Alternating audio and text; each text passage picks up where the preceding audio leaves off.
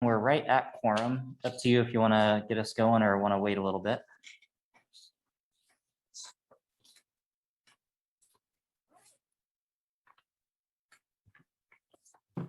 Well, I don't know of anyone who has affirmatively said they won't be able to attend, so I think we're good with the numbers we have. So I'm going to call this meeting to order. Thank you, everyone, for being in attendance today. First things first, Serena, we have to go through rules of engagement and roll call. Okay. All right. My name's Serena Pearson. I'm a marketing specialist with Lawrence Transit. And here with me is Adam Weigel, Transit and Parking Manager. And he will work alongside Mike Wazakowski to facilitate the meeting proceedings. Adam and myself will facilitate the Zoom portion of the meeting. The meeting is being recorded and broadcast on the city's YouTube channel and public access channel, cable channel 25. During the meeting, when you are not participating, please mute yourself by clicking on the microphone icon found on the lower left-hand side of the Zoom menu next to the video icon. When you are muted, a red line will appear over the icon. Muting your microphone during the meeting will make it easier for everyone to hear. You'll just have to remember to unmute if and when you want to speak. In some cases, we may mute or unmute people as needed to minimize distractions during the meeting. Please remember to state your name and title for the benefit of those listening remotely. You can turn your video on and off by clicking on the video icon on the menu. For the purposes of this public meeting, please keep your video on when you are participating in the meeting. When you're not participating, it's okay to turn your video off. Just remember to turn your video back on when you are participating. If you are participating by phone, you can click *6 to unmute your phone. For those using Zoom, somewhere on your screen, you will see a choice to toggle between speaker and gallery view. Speaker view shows the active speaker. Gallery view tiles all the meeting participants. And now I'll turn the meeting back over to Ptac Chair Mike Wazakowski. Do you want me to go ahead and do roll call? Yes, please, let's go through. All right, let's go ahead and do roll call. All right. Lance Fahey. Here. Max Schieber. Mike Wazakowski. Present. Nick Kuzmiak.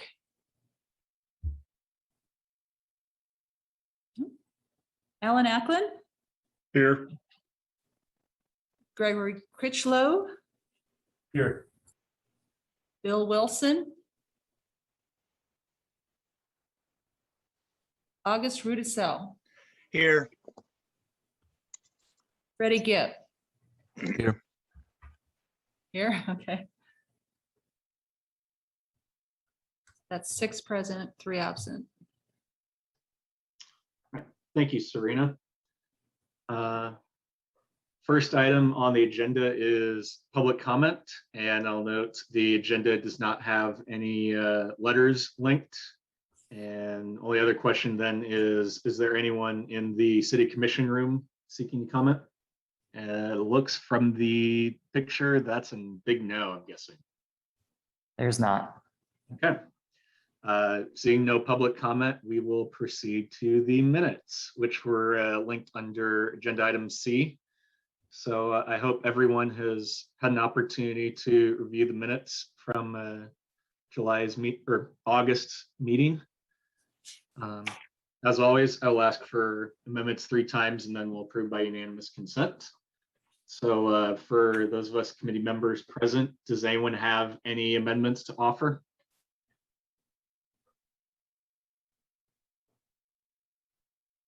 Second call. Does anyone have any amendments to offer to the minutes? Last call. Any amendments to offer? Okay, hearing none, we approve the minutes by unanimous consent. Thank you for assembling those for us, city staff. The first item on the formal agenda then is a debrief of the multimodal transfer facility project based on the city commission meeting that we held the 3rd week of August. So this is Adam Weigel, Transit and Parking Manager. So wanted to talk through little bit of content coming out of the August 17th City Commission meeting related to the multimodal transfer facility project. Let me bring up just a few quick slides here.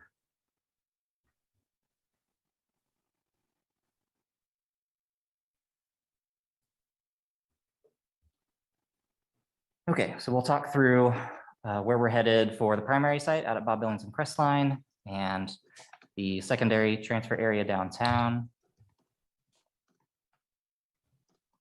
So the concept number 4, which this group did recommend to the City Commission be advanced, was advanced on August 17th. So I do have that concept available if anyone has more further questions about it, or we can look at it if people need a reminder. We have actually already finalized the design agreement with Wendell, so we're on to the remaining work for that, which is essentially finalizing design through the rest of this year, getting ready to bid out contracts in anticipation of construction next year. We are still working with the KU Joint Coordinating Committee to figure out the details related to the land itself and how we create an agreement so that the city has full ability to use that land as needed. The agreement itself is going to mirror pretty closely what the city and the university did with fire station on the southeast corner of 19th and Iowa.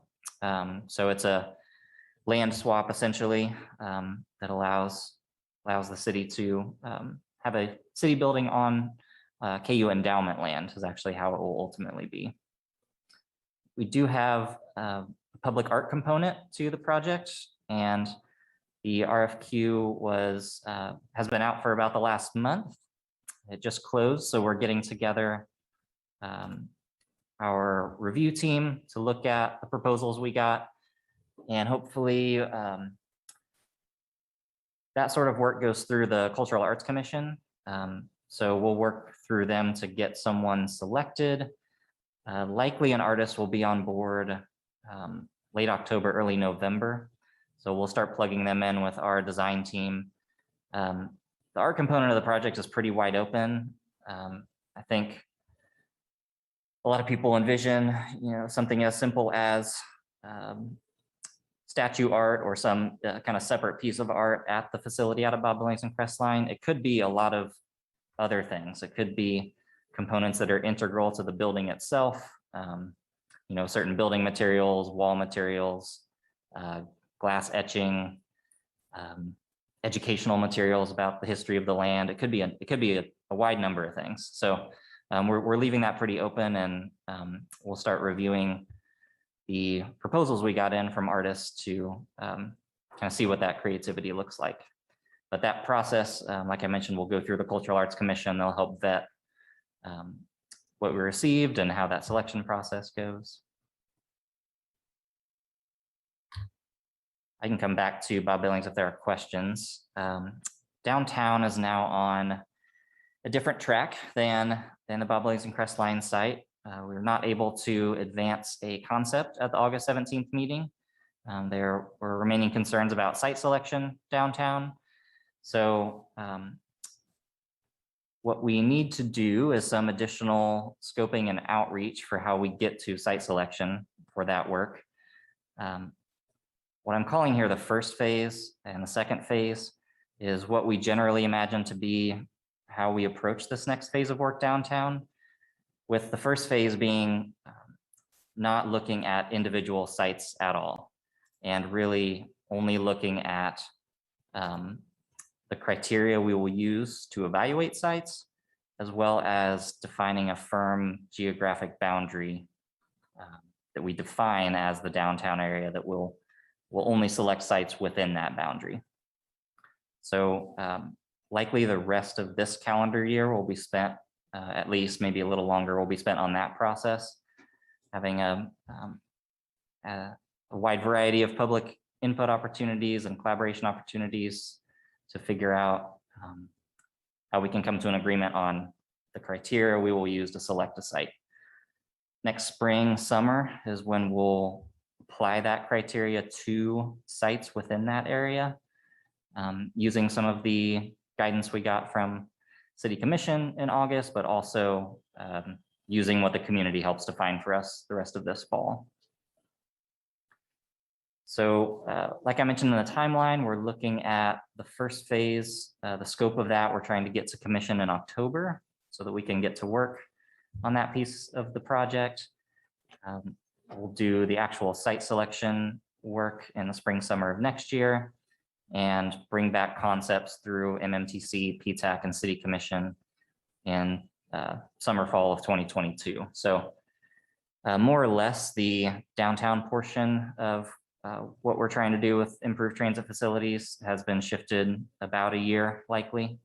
So looking at construction in spring of summer of 2023. Hey, Adam, this is August with Ptac. I was not able to watch that commission meeting. Did the commissioners present any concerns, or was it primarily public comment from downtown business owners? Adam Weigel, Transit and Parking Manager. I think we heard concerns from both downtown business owners and commissioners. I think there continues to be concern about impacts to parking and well-utilized parking areas.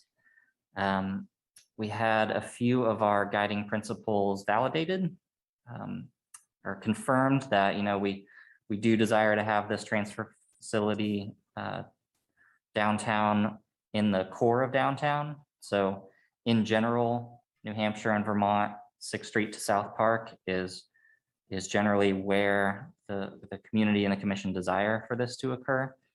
You know, there was some discussion about Kentucky Street and, you know, slightly outside of that bound, which is why that's part of what we want to spend the next time on, is really having discussion to define that. So we come back with something that's successful. So that was validated. I think we heard that there really wasn't a strong desire for us to look at private property because of the additional cost it would take to do that. There was some openness to that. So we'll need to kind of turn over all of those stones on private property in the area and truly understand the cost or if it's even feasible for us to do that type of thing. At the meeting, there was discussion around the little used parking lot at Central Bank of the Midwest off of Kentucky Street. And we heard the next day from them that they did not desire to sell us that property. So I think that's the type of process we'll have to go through with a lot of these private properties to figure out, first of all, if owners are even willing to sell it to us, and if so, how much would that be? So that can be part of the process. You know, we got confirmation that a transfer facility, you know, a hard transfer point where there are 5 buses that lay over at the same time to facilitate transfers. We got confirmation that that is an important thing for the community, and that you know, just having like a single bus stop where it doesn't really facilitate timed transfers is not really something that we're hearing the community wants us to look at. So those are some of the highlights, I guess, on some of the things we heard that we want to keep as part of the discussion, but also need to continue to flesh out really what the pain points are and what we need to avoid. I guess I'll mention one other thing we heard that was different was some willingness to explore changing street patterns to gain physical space for the amount of pedestrian platform and bus bays we need. So the idea of a 2-way street becoming a 1-way street, there was some openness to that. The complete closure of streets was met with a little more resistance, although I think we'll explore that more thoroughly to kind of have options that fully encompass the bounds of what people are and aren't comfortable with, so that we can decide what stays in and what goes out when we start analyzing all these sites. So hopefully that answers some of what you were looking for. Happy to answer any other questions. Adam, do you mind if I hop in, since I was in the meeting as well? Sure. So some of the things that I recall people discussing were, in particular, a lot of the complaints that people had about the preference we stated in terms of supporting the location between 8th and 9th Street on Vermont. was the fact that it would chew up parking in what most of the business owners who spoke at the city commission meeting said was the single most important parking lot in the downtown area for their businesses. A number of people brought up, the fact that there's a parking garage just to the south of the public library that is most of the time not completely full and provides a lot of parking for people. And the sense I got from people who spoke was there are a lot of people who will not walk further than is necessary to reach a business in the downtown area. And that really puts a crimp on where we can put a bus transfer location. So yeah, in terms of the one-way street discussion, that I agree that was something that people were willing to investigate, but I also got the sense that as soon as people realized that converting the 700 to 800 block of Vermont to one-way means that we're going to have to completely redesign how that street is set up as a whole, because as you know, 600 to 700 on Vermont Street is one way coming south. So there's not a real good way to make the 700 to 800 block, in my opinion, one way without lining it up to be the same direction. And that would run completely counter to the direction that we have our buses going right now. So yeah, I think that's all I had to say on that in particular. Al Ackland, the Ptac member. Adam, I guess I was under the impression that that all of the choices for both the new facility and the downtown changes that the commission had already seen those. So I was surprised to hear these recommendations they came up with at the meeting, but I guess I just made the assumption that they'd already seen that information. Adam Weigel, Transit and Parking Manager. So certainly, I mean, a lot of the solicitation of what the community thought about site selection and about these concepts was public. There are challenges with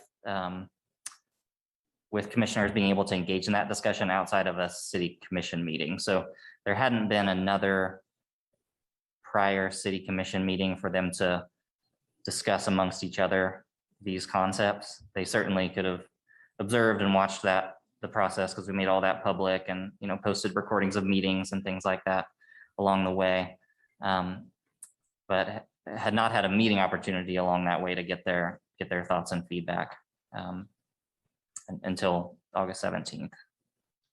So we were really trying to vet, a lot of the times as things go before city commission, we try to vet that through our advisory boards as a way to get out some of that discussion and have them see the different sides of an issue.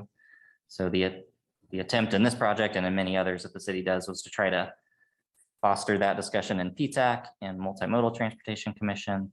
And by the time it gets to them, there's some understanding of the issue and kind of the arguments on both sides of it.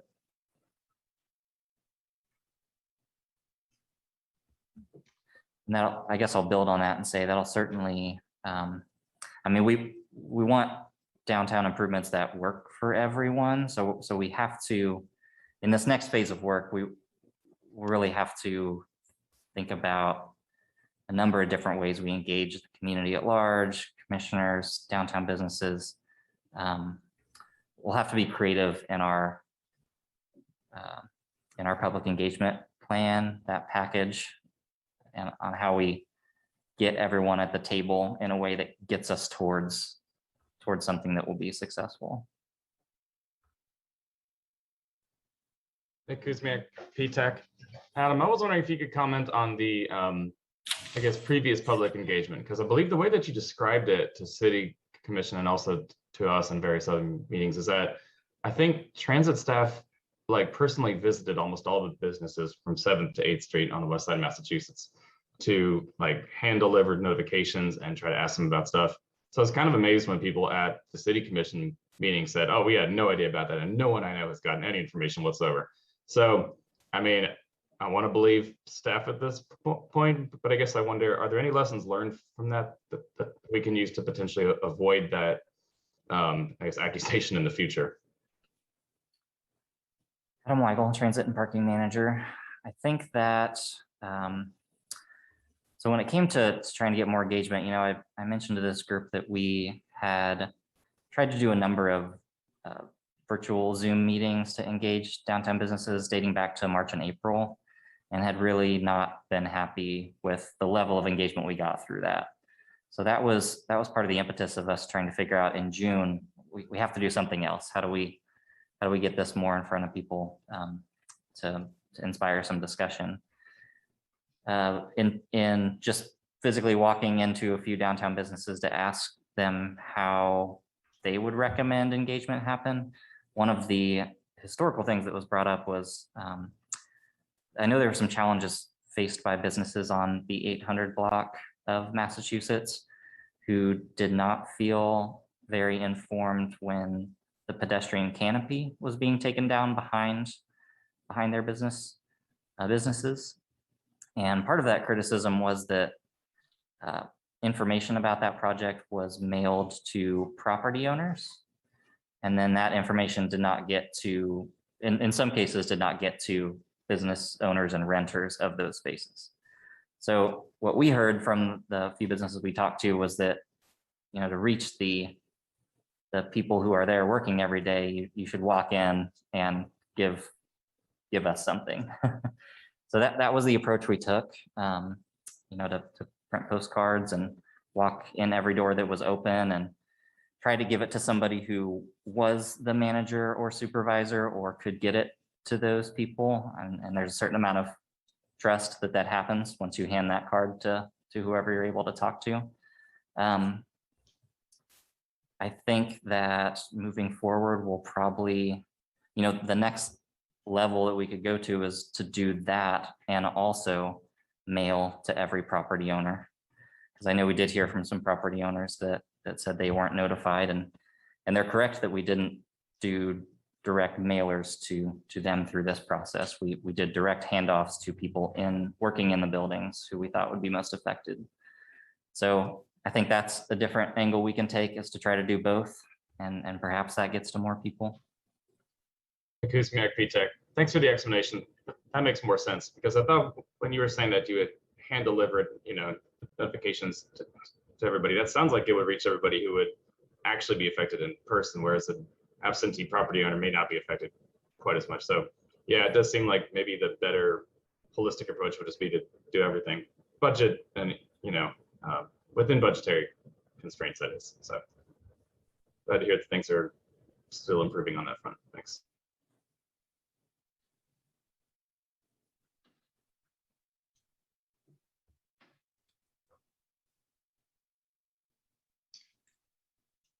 This is Mike Wazakowski. So we're talking about changing the assumptions for the most part of what we considered to be acceptable locations inside of this. So like expanding the geographic boundary. Are there any other assumptions that you're willing to change going into this next one to make sure that we get more sites screened in as possibilities? So Adam Weigel, Transit and Parking Manager. I think that's exactly, so we're really, what I want to do is not make any assumptions. We want to build with the community what our site selection criteria are. And I think we thought that building upon the 2018 work and the 500 people who engaged with us in that process helped us define that. And I think what we found out that there's still not agreement and definition of what's guiding site selection. So from a staff side, I mean, we have to have a certain amount of room for 5 buses to get in and out. We need those buses to be close to each other. They can't be spread out, so where transfers are not able to be facilitated. Has to be safe, has to have the amenities that we have planned on. So covering from the elements for passengers, sawtooth bus bays, because that we know that creates consistency in transit operations. That's very important and that we don't have now. So there's certain things that we'll certainly talk about being very important criteria to consider, but we, along with the consultant, are certainly not going to be the ones defining the geographic boundary. We're not going to be defining some of these other important criteria. We're going to do that in a collaborative way with the people involved in the process, because I think that's the only way we reach commission with something that's that kind of has community backing behind it. Yeah, I wasn't necessarily expecting city staff or the consultants to define those assumptions. I just meant more from the aspect of the assumptions that we made in the first go around. What are things that we're willing to change now going into this new redefinition? In particular, one of them I think we need to reconsider is the budget. That, you know, if we have no choice but to consider possibilities of purchasing private property to house a transfer location downtown, we don't really have a choice but to increase the budget to be able to account for that. I mean, the option that we picked for downtown with that, or for the August meeting, that was already stretching our budget to the limit. So we need to have a little bit more flexibility. And that's mainly what I want to know is, what kinds of things are we willing to consider differently from this first process to make the second one work better?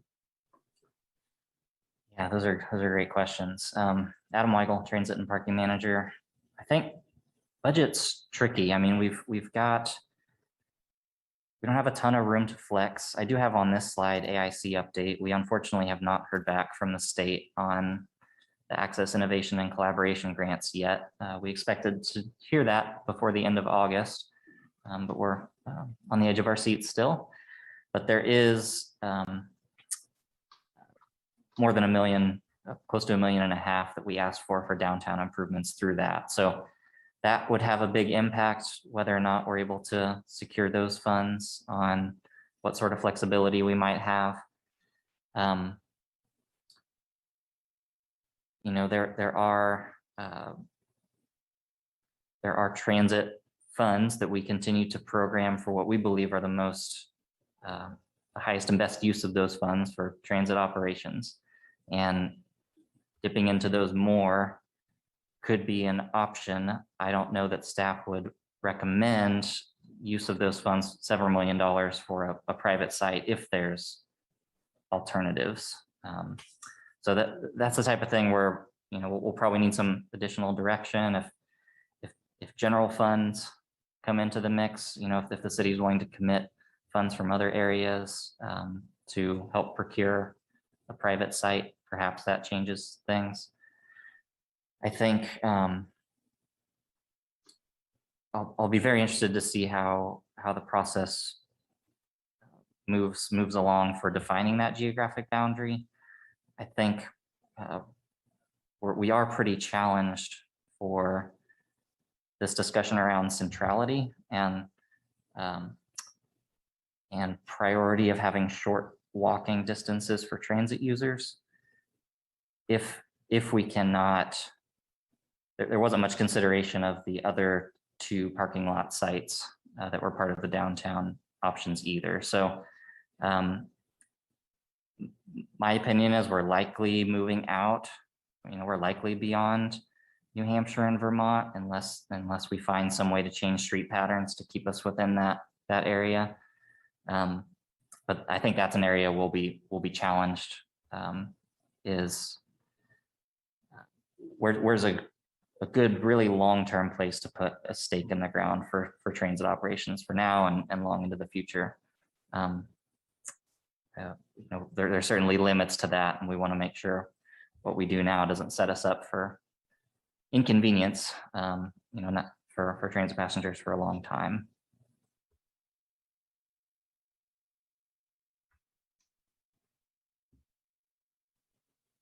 Does anybody else have any questions for city staff? August, so this is super late. I don't know why I just thought has Greyhound offered any input on what they need to do or what they need to make the downtown transit facility work as far as a public transfer spot? So Adam Weigel, Transit and Parking Manager. So discussions with Greyhound through the project have led to us providing space for them at the primary facility site out at Bob Billings and Crestline. We have a couple of regional bays out there that they will be able to utilize.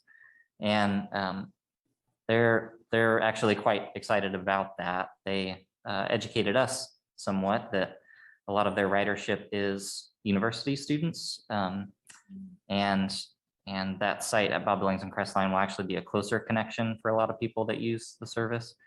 Now, there's certainly still going to be a lot of frequent service we anticipate between downtown, the university, and the Bob Billings Crestline hub.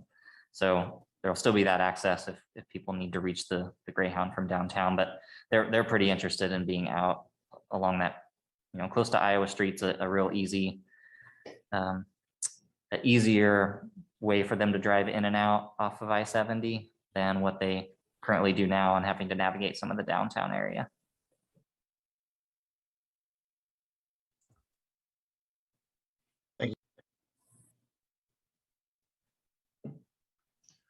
Are there any other questions for city staff on the next steps for the transfer facility?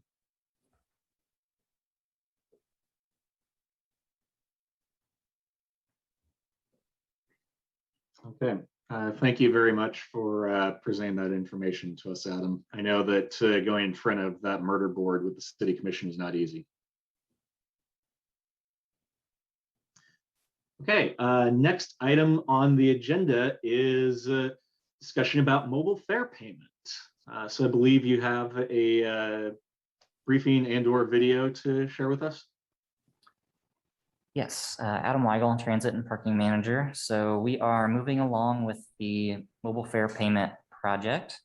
And I provided a couple of links on the agenda. And the first one is a how-to video, essentially, from Token Transit, the agency or the company we're working with. So I will do my best to share this so everyone can hear it. Mike, I'll ask you to give me a thumbs up towards the beginning if you're able to hear the sound when I start this. Token Transit is an app in which you can buy bus passes and board the bus using your phone. To get started, you type in your phone number, agree to the terms, and you'll be sent a text message. You type in a 6-digit code that you receive in the text message, and then you're logged into the app. If you agree to share your location with the Token Transit app, then your local transit agency will come up as your default. You can change agency by clicking on top, and then we'll select Big Blue Bus. From there, you can select your rider type, you can select your fare type, and then confirm the choice, and confirm and purchase. This will then charge my credit card, and the pass will be available for use under my stored passes. When I'm ready to use the pass, I can tap to use the single ride pass, confirm that I'm ready to use, and then up will pop the ticket that I'll show to the bus driver when I'm boarding the bus. This is your visual ticket, and the bus driver will know what to expect off the ticket. On the upper right, you can press hide, and then you can see how much time you have left on your Token Transit pass. You can always buy more passes, and you can access your payment history and contact for help. Enjoy riding with Token Transit.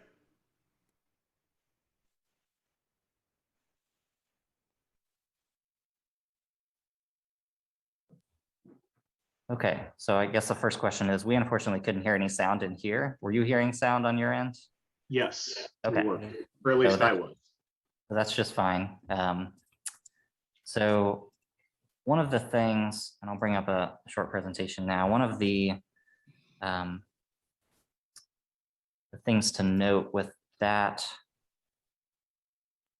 that how-to video is the platform has changed a little bit, and I think we found the script in that video isn't perfect for explaining things clearly and cleanly. So I think we hope to try to do something a little more localized, which is what I have here. So I'll show you, we've set up a, we've got like a beta account where we can test, we can do trial runs of purchasing passes through our system. There's still some details to be worked out, but I just did a screen record on my phone to show what it would look like for someone to purchase a pass here in Lawrence. So in this case, I'm just using the Token Transit app. I have, at this time, I had purchased a number of fares just to test these out. And I unfortunately already had one activated before I decided to do this tutorial video on how to buy and use a pass. So I'll describe what that means after I get going here. But on this screen, you know, I've got a couple of passes, as well as some stored passes. And what I'm purchasing here is a reduced, I believe I use a reduced or a regular 10 ride pass, which is essentially mirrors our current 10 ride punch card in paper form. So since you can't see my cursor while I'm actually using this, I moved to purchase one of those or to use one of those stored passes. It asks me if I would like to activate it. So it says if I activate it now, you can see it gives me the pass being valid for an hour.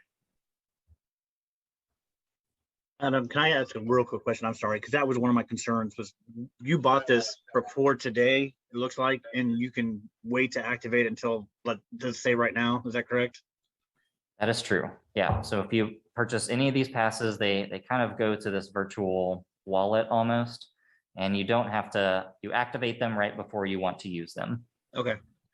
That was one of my concerns was customers who are only using Wi-Fi without cellular data on their cell phones. Yes, absolutely. Yeah. So in this case, I go ahead and activate the pass. It pops up what the pass looks like to a passenger using it. So someone would hold this up to the driver. I'm just going to pause it so I can talk about the different components. So you can see it's got our logo. I'm asking if that can be a little bigger. You've got the concentric ring that moves. So that's part of what makes it challenging to just do a screenshot.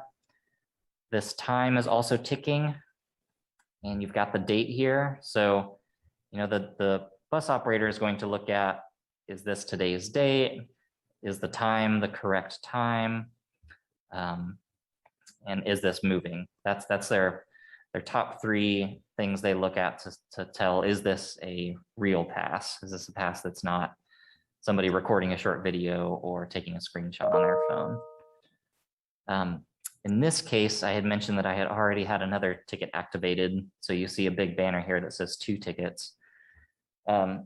This actually is a good example of something that we do see with some frequency on buses where one person might be showing fare for themselves as well as someone they're with. It'd be a friend or a family member. Sometimes one person uses a 10 ride punch card for 2 people and they get 2 punches for themselves and the other person they're with. So this is the digital version of that. And it shows that there's 2 tickets as they show this to the operator, which means they could let 2 people in using this pass. This is also the space where if someone was using a reduced fare pass or something that required identification, it would have a banner here that would indicate that that extra identification was needed. So, you know, if someone needs to show their Medicare card or TLIF certification card or Haskell student ID to verify that they are eligible for reduced fare, it would indicate to the operator that they need to double check that. I guess I'll mention on this screen also, the way we're setting this up is for these passes to be valid for 1 hour. That matches the same duration that a paper single ride ticket is valid for people to transfer between buses. Our longest routes being about 30 minutes out to the end of the line. An hour is long enough to let you transfer to another bus without having to pay again. So again, trying to match the digital to what we do with paper right now. So this is it activated. You'll see that I go ahead and I close this ticket.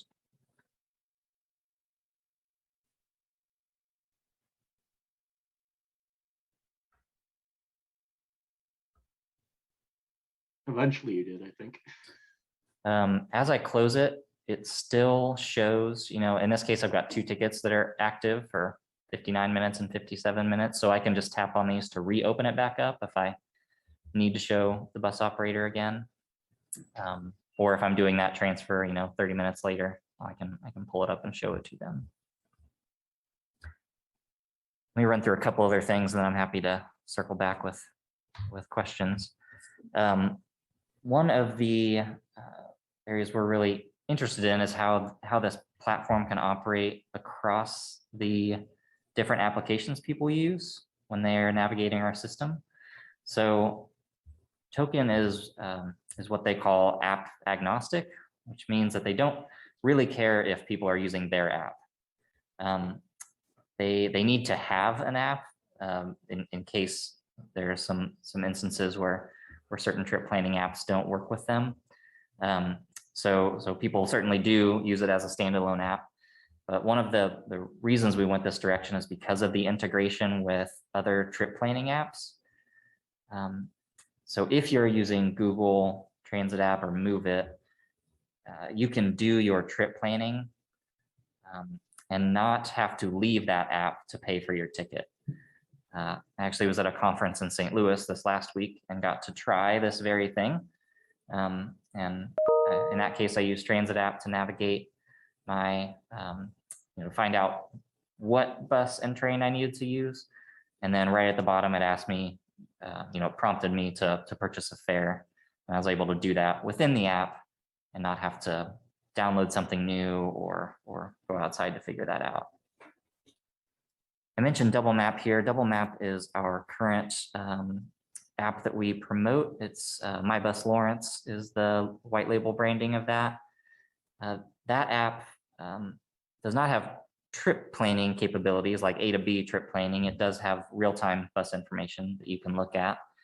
And in that case, unfortunately, the Token Transit app doesn't function within the app itself. They have what's called a deep link, which essentially, when you're in the Double Map app, it just allows you to link out to Token Transit if you want to purchase fare. So it's a way to link those two things together if the full functionality isn't there. But we're very interested in this and how we can make it easy across what people are already using for them to pay to get on the bus if needed. A few of key benefits, there's a number of benefits beyond this, but some of the top of mind ones are the fact that this is an additional option for passengers. So there certainly will remain the ability for people to purchase paper fares and use cash. But this is one more way that people can access the system if they find it challenging to get to the grocery store to purchase paper fare or to find exact change to use. I think both passengers and operators will notice a lot of value in the elimination of paper transfer activity. So currently, if someone wants to transfer from one route to another, they need to approach the bus operator as they're leaving one bus and going to the other and ask them to handwrite them a paper transfer slip. This obviously adds extra time for both the passenger and the bus operator. It's just additional process. And with the electronic fares, people can just use the pass that's valid for an hour, and they don't have to spend that extra time getting the paper transfer slip. There are some unique opportunities with electronically sending passes. So we work a lot with social service agencies who are providing passes to their clients. And in some cases, probably not all cases, but in some cases, it would be very convenient for those agencies to be able to just electronically send a bus pass to someone who needs it, rather than go through the process of procuring a paper pass. So that won't work for all agencies and every person if they don't have a smartphone, but I think we do see that there will be some people where that really relieves some of the process it takes now to get paper passes into the hands of people who need them. A couple of other pieces of functionality, fare capping and rolling 31-day pass. We have some work to figure out on how those ideas work with our paper system. We don't want to create inequities based on if you're able to use the digital fare or not.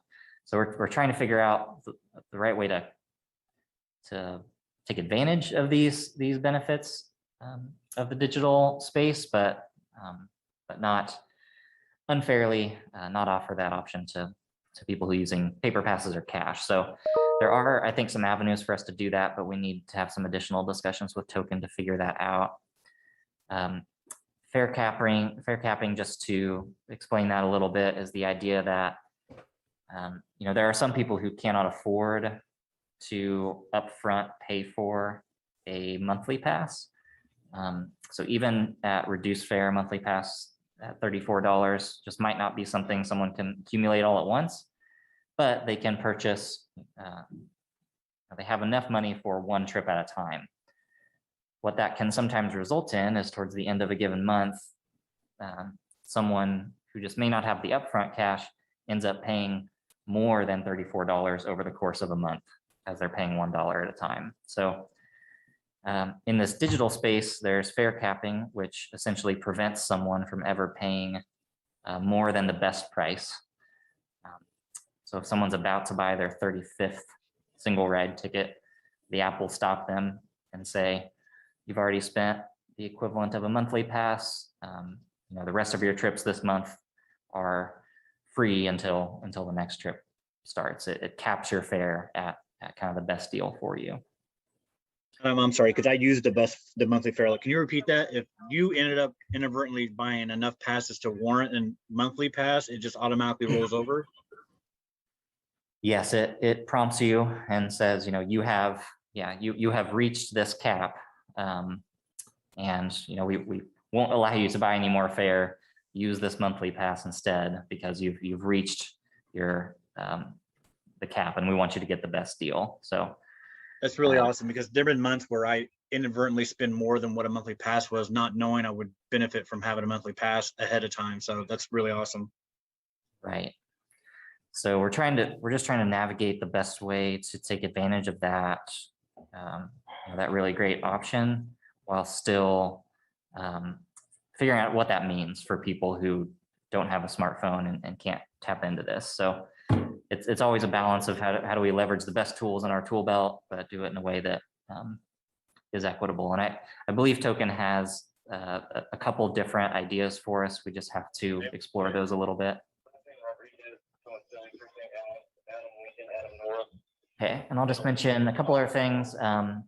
This particular platform, I think we're getting some feedback.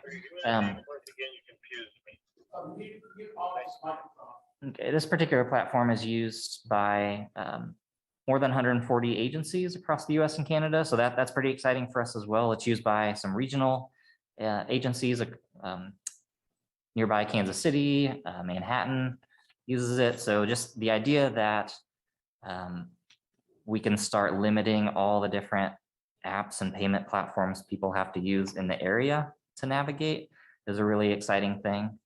The idea that someone can be using this system in another city and travel here and seamlessly use it here in Lawrence as well is just one other thing we can do to make accessing transit easier.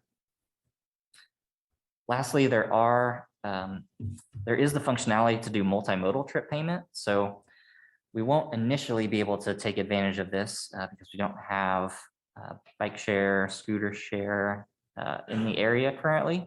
But in the event that we do in the future, some of those trip planning apps that I mentioned, Google Transit, Move It, you can plan multimodal trips and you can pay across different agencies using token transit in a seamless way. So we're pretty excited about that possibility as well, and just setting ourselves up to be flexible as we try to encourage these different multimodal trips to happen. A little bit about the timeline. This has probably shifted a little bit. We were trying to get this out before the end of September. I think we've slowed down a little bit trying to get some info back from Token. I think we're definitely into October now for deployment, but we're still pushing for that. I list some of the different areas we want to spend some time working on and just making sure we're very comfortable with before we go live. I had mentioned some of the equity considerations, just what's the environment for people with smartphones, without, and how are we treating that in the best way we can. Certainly want to make sure operators are comfortable with what they're going to see from the public, and if they need to help people navigate how this stuff is used. I mentioned not being completely happy with the tutorial videos that are already set up. So we need to spend a little time doing some customization for showing people exactly what they need to know here in Lawrence. And then obviously just having a little time for testing on the back end so that we're comfortable with how it's working. So that is where we're at with mobile fares. Happy to answer other thoughts or questions about that.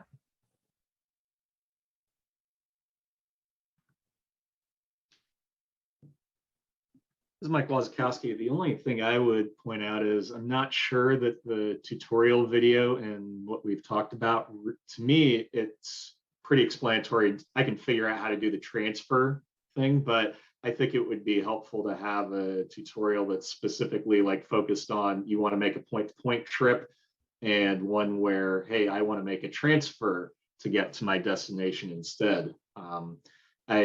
I get the sense that it's possible some people would activate their card as soon as they bought it, and then they would wait for their transfer at the location and find their pass is expired. And we're trying to avoid people having to spend more money by fare capping. So it makes sense that we would provide them a means to understand how to take that trip without having to buy another token.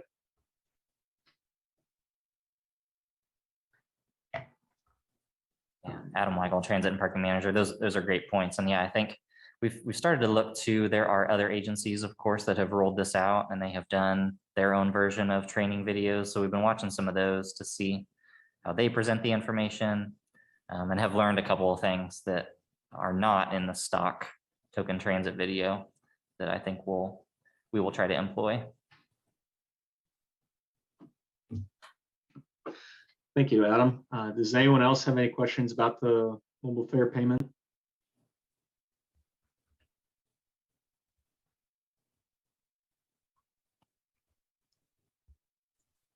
Well, hearing none, sounds like we all like the idea, and I look forward to us actually being able to deploy it. Seems kind of silly that we have to use solely paper passes up to this point. So kudos on figuring this out. Next item on the agenda is an update on the Kansas State Access Innovation and Collaboration Grants. Adam Weigel, Transit and Parking Manager. This will be pretty short. I thought for sure we would hear something by now, but we have not. So the state let us know that right towards the end of August, they weren't going to be able to meet the deadline of getting us information about awards by the end of August. I thought within a couple of weeks we would have heard something, but are still waiting. So I do hope to share that information with you all as soon as we get it. But just briefly, this is, we submitted 5 different applications to the state. There, a few of those applications combined a number of different ideas. So there were actually around 15 unique projects we were seeking funds for. We feel pretty hopeful that we'll get something, but we're just not sure what. So we'll keep you all in the loop as soon as we hear something from KDOT. Okay, thank you. Seeing that there's nothing really else on that agenda item, we'll proceed. Next bucket is Ptac member items. So I know we have route redesign study, but first, does anyone have anything that they want to bring up now or add on to agenda for a future meeting?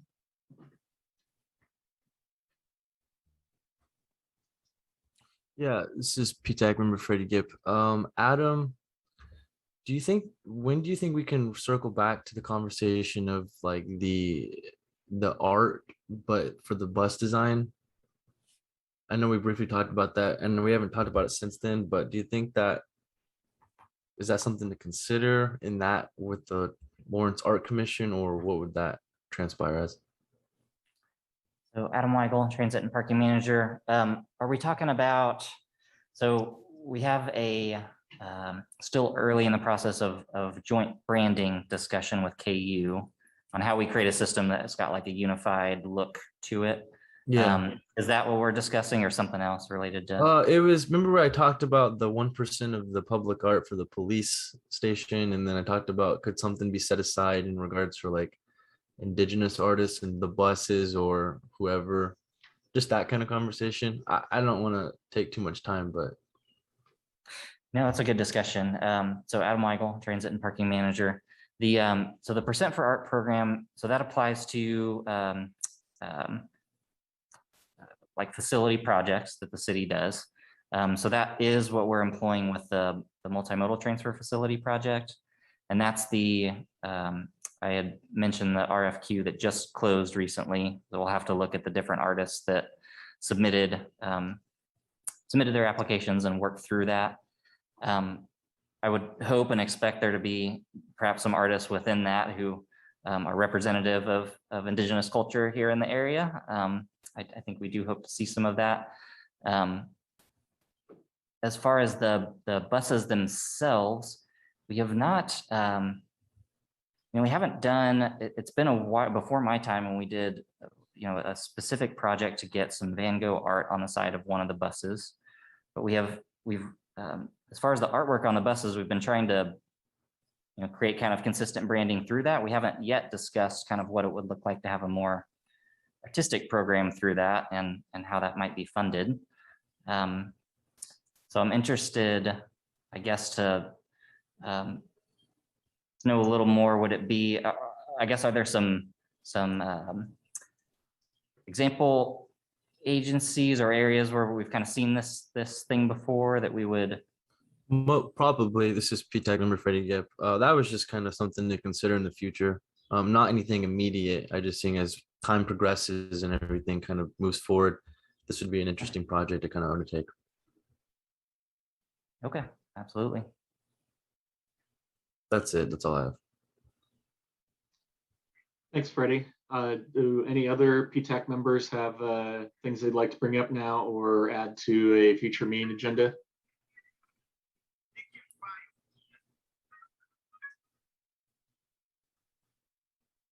Okay, remember, if you do have items, feel free to email Lance, Adam, and myself before the end of the month. We will definitely take your ideas into consideration when we are constructing the agenda for the following month's meeting. Next item then is an update from August Roussel and Freddie Gipp on the route redesign study. What do you have to tell us about the study going on, guys?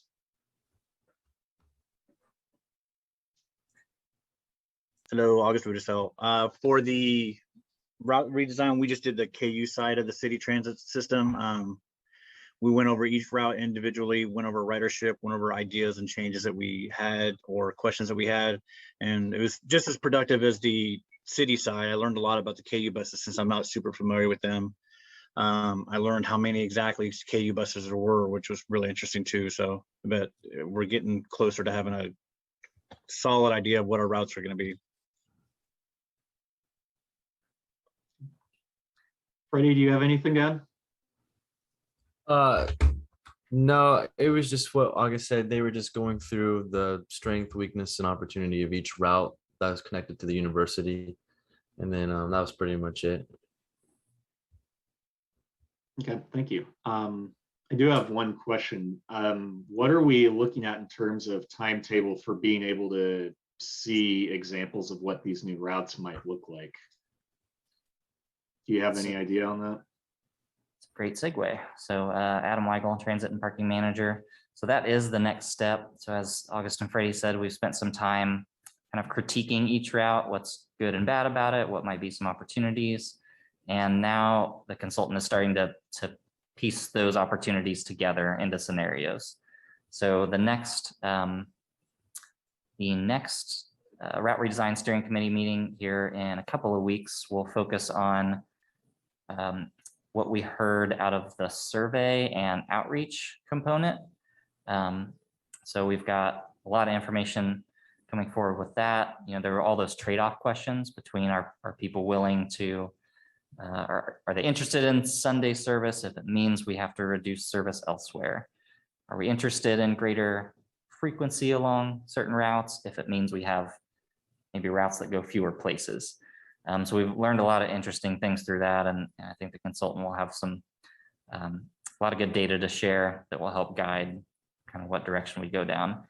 Shortly following that, we'll be scheduling a route redesign steering committee meeting kind of off schedule, just about a week later, with some of those scenario drafts so that the committee can have a look at it before we start taking things to the public in October. So October is the goal, to get a lot of input from people at the universities here in town that are still in session, as well as the general public, and start getting feedback on 2 different scenarios, ultimately leading towards one final scenario that will probably merge the best components of each. So we're still aiming towards the end of the year for us to have a good picture of what service might look like, but October and probably a little into November is going to be a critical time for us as a community wrestling with these different scenarios and what they could mean. Thank you. One thing while you were chatting, this came into my head. You know, we had started route redesign with the idea that all of this would merge at the end of August 2022, that we would have new transfer facilities at Bob Billings and Crestline and new one downtown, and we'd have new routes to use on all of those. Have we changed the goals of this committee or this subcommittee now that we know the downtown transfer location isn't going to be built with the same timeline as the Bob Billings and Crestline one? It's a great question. So Adam Weigel, Transit and Parking Manager. We are still moving forward with the same goals. So we still have our assumption that we want no more than 5 vehicles to be transferring downtown at the same time. Now, for the next year, or the next extra year, that will be happening at our current temporary transfer location on the 700 block of Vermont. But we don't anticipate that whatever location we get downtown, if it's in that core area, it's not going to have a dramatic impact on routing to and from downtown. So we're still pushing towards that date with the same goals in mind. It will just be that those 5 buses coming downtown won't yet have quite as good of transfer experience as we hope they will soon. Understood. Thank you. Do any other Ptac members have questions about route redesign?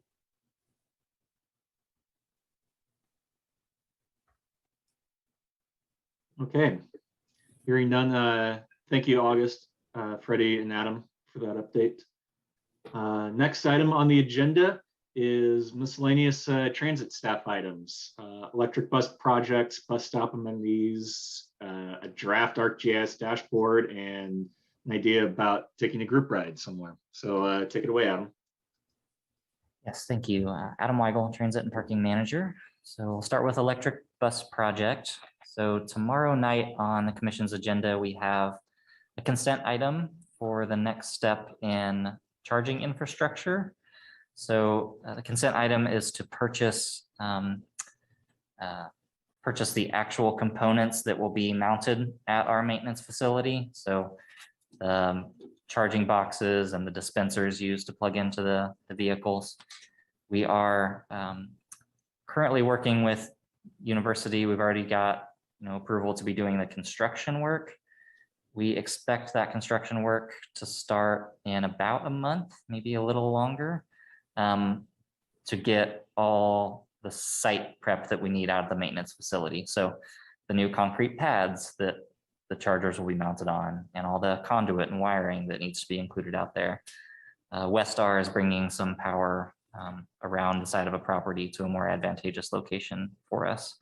So all of that work is ongoing and in preparation for these actual pieces arriving. But tomorrow we take the next step in getting approval for that, so that in early 2022, January, February, we'll get these charging infrastructure components, bolt them in the ground, and be ready to go for buses to arrive. First bus will get here on no earlier than March 1st of 2022. And we'll have all 5 of them by May 1st. So in a couple months there. I will note one other thing that we're working on details for, but comfortable sharing it at this point, is we have worked to get a demo Gillig electric bus here for September 25th. There's an electric vehicle showcase as part of the Hot Rod Hullabaloo. I will be in attendance with my electric car. Wonderful. So, so if you want an early look at the type of bus we'll have, it'll be the exact same model. It's a 40-foot Gillig electric bus that will be staged there, and representative from Gillig will be here to talk with folks as well. So that'll be an exciting way to get the community to see what it looks like. At this point, I don't think we can commit to it driving around to give people a ride, but we are asking those questions to see if that would be possible. But if nothing else, you'll be able to get on it and see what it looks and feels like.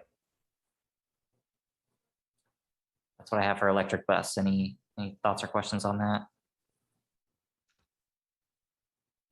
Not for me. That's all sounds great. Thank you. Anybody else have questions? Gregory with Gregory. So, Adam, what date was the demonstration? Will it be here at South Park? It is September 25th. I believe is a Saturday. It's a Saturday. I can't remember the exact timing. It's running through most of the morning and into the afternoon. And I can't remember the exact location in South Park. It's probably going to be the southern end of that east parking lot. It's the Rev It Up Car Show that benefits the Ballard Center. It's from 11th to 13th, South Park East and West. So from 10 a.m. to, I think awards are at 3:30. So lots of food, lots of vendors, stuff like that. Yeah, it'll be well attended. Electric vehicles are not.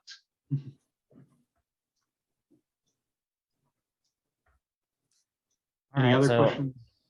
Yes, sir. I can come back to that if there are questions. So Adam Weigel, Transit and Parking Manager, bus stop amenities. So hopefully you all have seen some of the press that went out and the social media postings we did related to a number of new bus stop improvements that are mostly complete. We've got a few punch list items to finish up, but we are closing in on having 19 stops improved all around town. New shelters, new benches, a lot of different collaborations between different community partners. There are shelters built by Peasley Tech. We've got a couple of benches from more local groups,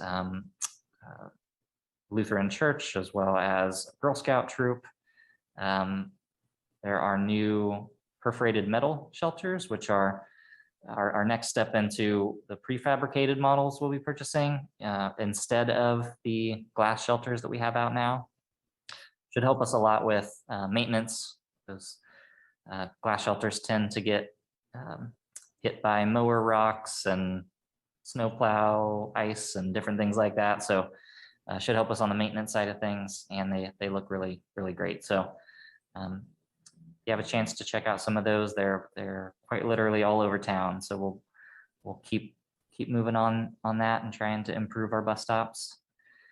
I do have a Arcgis dashboard that's a draft right now that I wanted to bring up. We had brought some dashboard draft to you to this group. Gosh, it's probably been close to a year ago now with everything else that's happened, but this did fall down our priority list a little bit, but has come back, and we've been working on it. And what I will show you here. Oops. Sorry, let me share this one more time.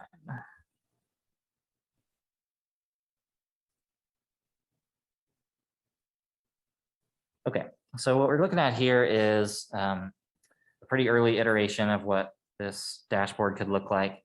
It's certainly, we definitely needed something that would help us in our own analysis work when we needed to quickly spot, where our shelters were at in town, where our benches were. We have trash service that we need to manage, so knowing where our trash cans are located so we can work with contractors. Identifying stops that are kind of maintained, known by KU in the system.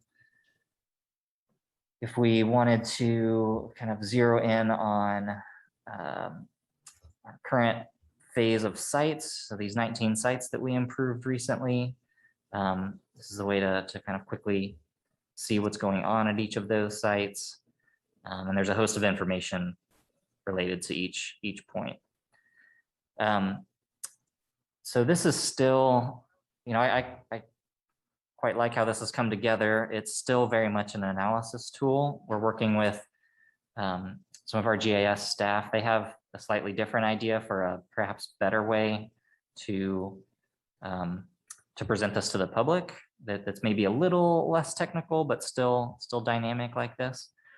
I want to just give you an early look at it and get your thoughts. I think part of this too, we imagine, we want people to be able to kind of see what's coming up. What are the next sites we're going to work on?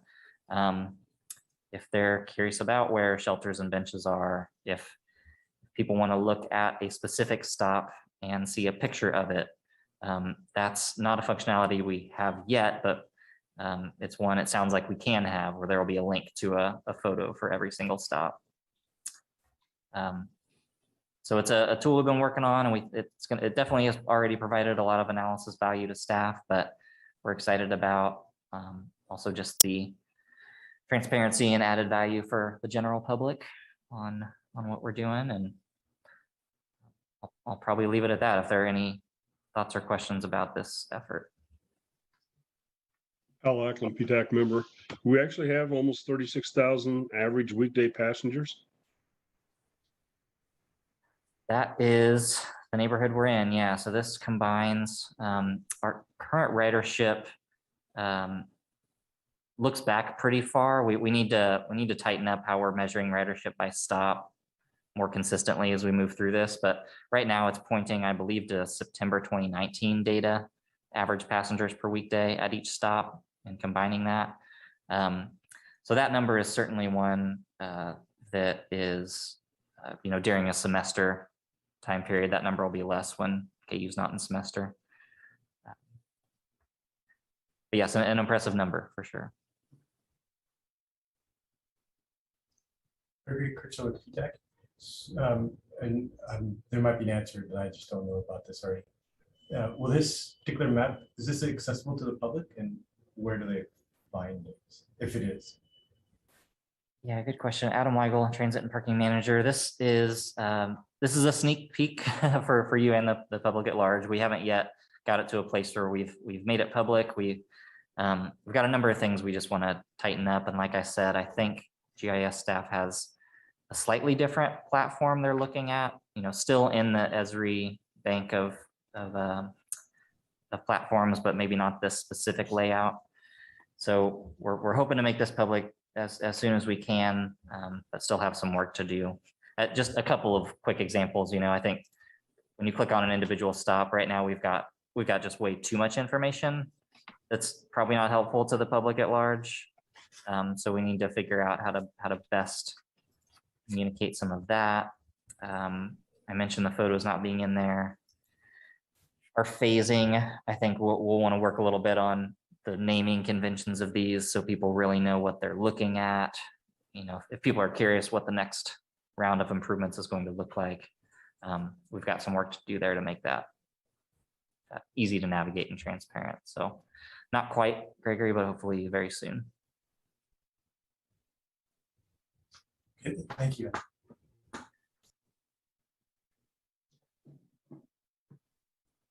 Okay, thank you. Does anyone else have any questions before we go to the last item? Okay, hearing none, let's talk about the last item then. All right, so Adam Weigel, Transit and Parking Manager. So last item I put on here, I just wanted to gauge interest in perhaps non-traditional Ptac meeting in the future.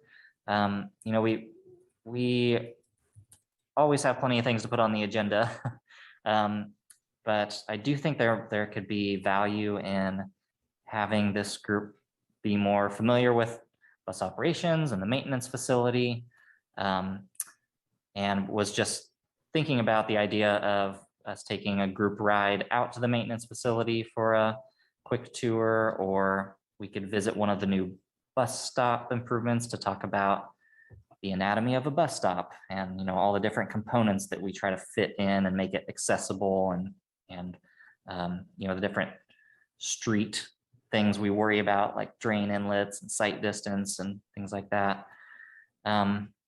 It could be a practical trip where we demonstrate what it's like to go to the grocery store and back, something like that. So I just wanted to throw some of that idea out there and see if there was any interest in us doing that as a Ptac meeting, kind of essentially a study session like thing where there's not really any action from it. It's more of a experience the system type of thing, or separate from a Ptac meeting. We could organize it on a after hours or weekend or something to that effect.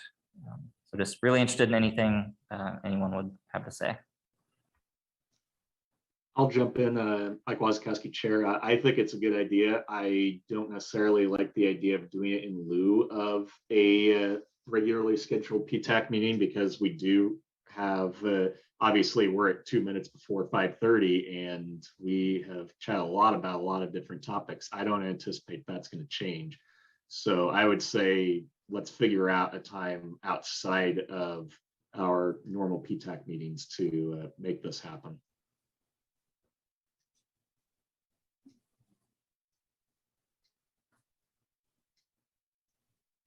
Does anyone else have any comments, questions, concerns about that? I agree with Mike. Go ahead, Alan. Al Ackland, Ptac member. Yeah, I think it's a good idea, and having it outside the normally scheduled meeting time, I think also gives the flexibility to have more than just one time to do it, to get a couple different times to try to, capture everybody's schedule. But yeah, I think it's a great idea to have some hands-on experience, and it always is enlightening to know what you're talking about. August, you were saying something? You and Alan basically said what I was going to say. I think it's a great idea, and I think it'd be really informative and fun. Well, I think the best way forward then is next time Adam, Lance, and myself meet, we'll come up with a handful of times that we think might work for such a after hours or weekend ride along, whatever that is. And we will send out an invite to everyone to advise on which options work, which ones don't work, and we'll figure out what to do in terms of an actual schedule to make make as few trips work for as many of us as possible. Does that sound good to you, Adam? Yes, that sounds great. Thank you. All right, that is our last agenda item. So unless there is something that someone has burning to get off their chest right now, in that situation, I say we adjourn. Our next meeting is scheduled for October 11th, and look forward to seeing you all then. Thank you very much for your time and effort today. Thanks, everyone. Thank you all.